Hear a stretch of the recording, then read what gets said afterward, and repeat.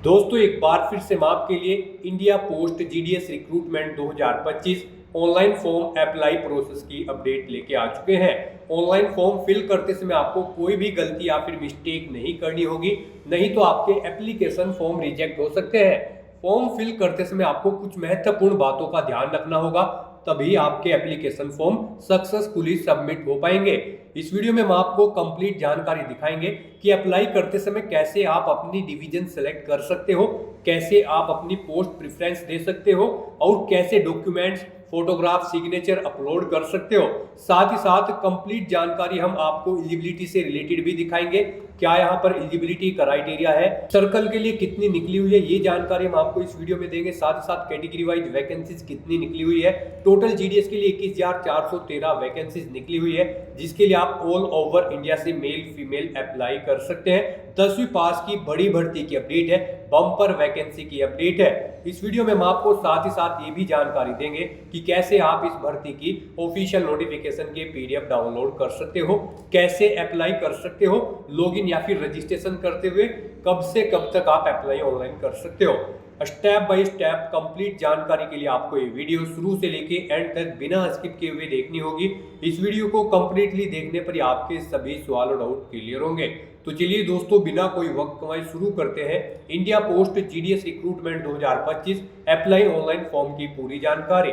Form भरने के लिए सबसे पहले आपको हमारी वेबसाइट आईएनडी सरकारी नौकरी के इस पेज पर विजिट करना होगा, जिसका लिंक आपको नीचे description plus first comment box में मिल जाएगा। और हमारे इस पेज पर विजिट करके आप यहां से इंडिया पोस्ट जीडीएस का ऑनलाइन फॉर्म फिल कर सकते हो। इंडिया पोस्ट डिपार्टमेंट भारतीय डाक विभाग की ओर से ग्रामीण डाक सेवक जीडीएस के लिए 21,413 वैकेंसीज निकाली गई है। आवेदन की लास्ट डेट 3 मार्च 2025 है। जी हाँ दोस्तों, ऑनलाइन आवेदन करने के यहाँ पर केवल एक सप्ताह बाकी रह गया है। आप जल्द से जल्द अपना फॉर्म फिल कर लीजिए, कहीं मौका हाथ से छूट न जाए। 3 मार्च तक आप अप्लाई कर सकते हो। 10वीं पास कैंडिडेट अप्लाई कर सकते हैं। 18 से 40 वर्ष आयु सीमा है। जनरल ओबीसी के लिए 100 रुपए फीस है। SC/ST PH फीमेल को फीस जमा नहीं करनी होगी। ऑनलाइन मोड से आप पेमेंट कर सकते हो। बिना एग्जाम बिना परीक्षा की भर्ती है। मेरिट लिस्ट के आधार पर सिलेक्शन होगा। ऑनलाइन अप्लाई कर सकते हो। ऑल ओवर इंडिया से अप्लाई कर सकते हो। इंडिया पोस्ट GDSonline.gov.in ये इसकी ऑफिशियल वेबसाइट है, जिससे आप ऑनलाइन अप्लाई कर सकते हो। इंपोर्टेंट लिंक सेक्शन के अंतर्गत ऑफिशियल नोटिफिकेशन पीडीएफ लिंक पर आप जैसे ही क्लिक करोगे तो इसकी पीडीएफ ओपन हो जाएगी। यहाँ पर आपको लॉगिन करते हुए, रजिस्ट्रेशन करते हुए ऑनलाइन फॉर्म भरने की कंप्लीट प्रक्रिया दे दी गई है कि कैसे आप कब से कब तक अपना फॉर्म फिल कर सकते हो। साथ ही साथ यहाँ पर आपको इसमें एज रिलैक्सेशन की इंफॉर्मेशन दी गई है, किस कैटेगरी को कितनी आयु सीमा में छूट दी जा रही है। जैसे कि SC/ST के लिए 5 साल के, ओबीसी के लिए 3 साल की, PWD के लिए 10 साल। इसी तरह से सभी कैटेगरी के लिए आप चेकआउट कर सकते हो। जीडीएस के लिए 10वीं पास यानी कि matric class pass candidate apply कर सकते हैं। साथ ही साथ दोस्तों यहाँ पर आप सिलेक्शन क्राइटेरिया की डिटेल चेकआउट कर सकते हो। मेरिट बेस पे इसमें आपका सिलेक्शन किया जाएगा। साथ ही साथ यहाँ पर मेरिट से रिलेटेड आपको जानकारी दी गई है और इस पीडीएफ को आपको नीचे स्क्रॉल डाउन करना होगा तो आपको फॉर्म फिल करने की पूरी प्रक्रिया दे दी गई है। रजिस्ट्रेशन से प्रिंट तक की कंप्लीट इंफॉर्मेशन है। सबसे पहले आपको रजिस्ट्रेशन करना होगा फॉर्म भरने के लिए इंडिया पोस्ट GDSonline.gov.in पोर्टल के द्वारा। यहाँ पर रजिस्ट्रेशन करने के बाद आप देख सकते हो इसमें क्या क्या आपका यहाँ पर डॉक्यूमेंट्स रिक्वायर्ड है और क्या आपको इंफॉर्मेशन फिल करनी होगी, जैसे कि मोबाइल नंबर, ईमेल आईडी, आधार नंबर, इंफॉर्मेशन यहाँ पर बोर्ड से रिलेटेड जो पासिंग ईयर है, साथ ही साथ यहाँ पर जो 10वीं क्लास पासिंग ईयर है उसकी डिटेल आपको डालनी होगी। फोटोग्राफ JPG फॉर्मेट में या फिर JPG या JPG फॉर्मेट में आपको 50 KB मैक्सिमम साइज रहेगा, अपलोड करने होंगे। सिग्नेचर भी JPG या फिर JPG फॉर्मेट में आप अपलोड करोगे, मैक्सिमम 20 KB इसका साइज रहेगा। इसी तरह फीस पेमेंट की जानकारी आपको यहाँ पर दे दी गई है और यहाँ पर आपको बाकी की इंफॉर्मेशन भी दी गई है, जैसे कि फोटोग्राफ, सिग्नेचर आपको किस क्वालिटी में आपको अपलोड करने होंगे। साथ ही साथ यहाँ पर आप जैसे इस पीडीएफ को नीचे स्क्रॉल डाउन करोगे तो कंप्लीट पीडीएफ आपको इस तरह से रीड आउट करना अनिवार्य है। इसको पूरा पढ़ने से ही आपके सभी सवाल और डाउट क्लियर होंगे। पीडीएफ रीड आउट करने के बाद में आप सर्कल वाइज वैकेंसीज भी चेकआउट कर सकते हो। इस लिंक पर क्लिक करके आपको यहाँ पर सर्कल वाइज, साथ ही साथ कैटेगरी वाइज वैकेंसीज की कंप्लीट जानकारी दे दी गई है। टोटल 21,413 वैकेंसीज यहाँ पर निकली हुई है। देन उसके बाद आपको अप्लाई ऑनलाइन लिंक पर क्लिक करना होगा तो आपके सामने ऑनलाइन का इसका पोर्टल ओपन हो जाएगा। गाइस, यहाँ पर अगर आपने पहले से रजिस्ट्रेशन रखा है तो आपको अप्लाई ऑनलाइन के स्टेप पर अपना कर्सर लाना है, फिर आपको अप्लाई के इस टैब पर क्लिक कर देना है लिंक पर उसके बाद आपके सामने यहाँ पर कुछ इस तरह से इंटरफेस ओपन होगा। यहाँ पर आप अपना रजिस्ट्रेशन नंबर एंटर करें और किस सर्कल के लिए आपने अप्लाई किया है वो सर्कल सेलेक्ट करें और सबमिट बटन पर क्लिक करें। फिर आपको आपके डैशबोर्ड में लॉगिन कर दिया जाएगा, वहां से आप अपना फॉर्म अप्लाई कर लें। और अगर आप यहाँ पर इस भर्ती के लिए फर्स्ट टाइम अप्लाई करने जा रहे हो तो सबसे पहले यहाँ पर आपको अपना रजिस्ट्रेशन करना होगा। उसके लिए आपको रजिस्ट्रेशन की स्टेप पर अपना कर्सर लाना है और रजिस्ट्रेशन की स्टेप लिंक पर क्लिक कर देना है। जैसे ही आप रजिस्ट्रेशन के इस लिंक पर क्लिक करोगे आपके सामने रजिस्ट्रेशन का फॉर्म ओपन हो जाएगा।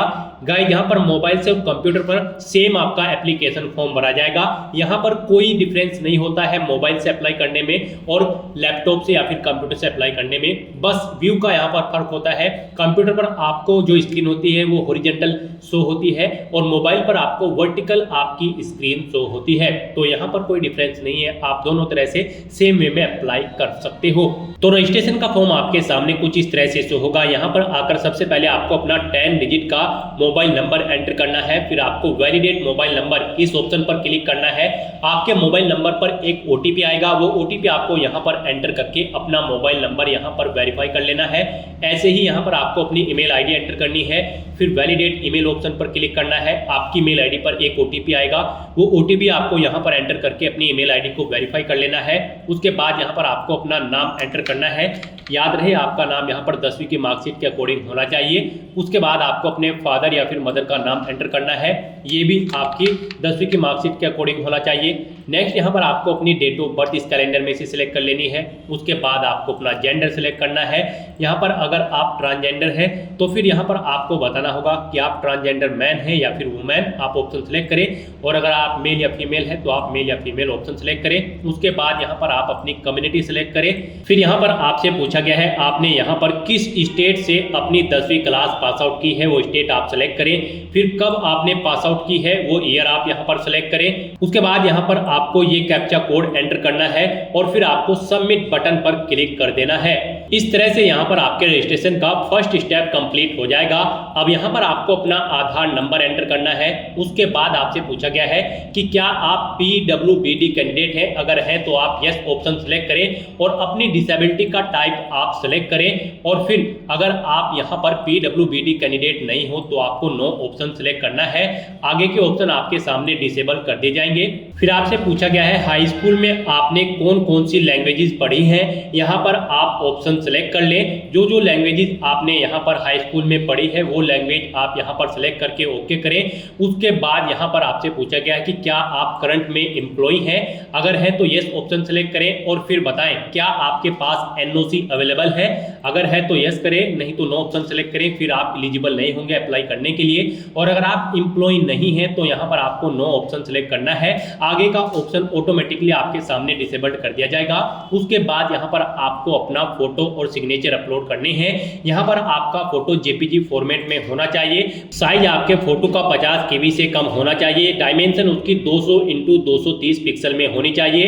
इस तरह से यहाँ पर आपको चूज फाइल बटन पर क्लिक करना है, फाइल को सिलेक्ट कर लेना है और अपना फोटो यहाँ पर अपलोड कर देना है। फिर यहाँ पर आपको अपने सिग्नेचर अपलोड करने हैं। सिग्नेचर भी आपके JPG फॉर्मेट में होने चाहिए, 20 KB से कम होने चाहिए, 200 DPI उनका होना चाहिए और डायमेंशन उनकी 140 × 60 पिक्सल होनी चाहिए। यहाँ पर भी आपको चूज फाइल बटन पर क्लिक करना है, फाइल को सिलेक्ट करना है और अपने सिग्नेचर को अपलोड कर देना है। अगर आपका फोटो या सिग्नेचर यहाँ पर छोटे या बड़े हैं तो आप इन्हें रिसाइज कर सकते हैं। गूगल में जाकर आप कोई भी इमेज रिसाइजर की वेबसाइट ओपन करके उसमें आप अपना फोटो और सिग्नेचर इनके अकॉर्डिंग यहाँ पर सेट कर सकते हो। तो इस तरह से अपनी ये डिटेल फिल करने के बाद अब आपको सबमिट ऑप्शन पर क्लिक कर देना है। फिर यहाँ पर आपने रजिस्ट्रेशन के फॉर्म में जो भी डिटेल्स प्रोवाइड कराई है उनका प्रीव्यू आपको शो कर दिया जाएगा।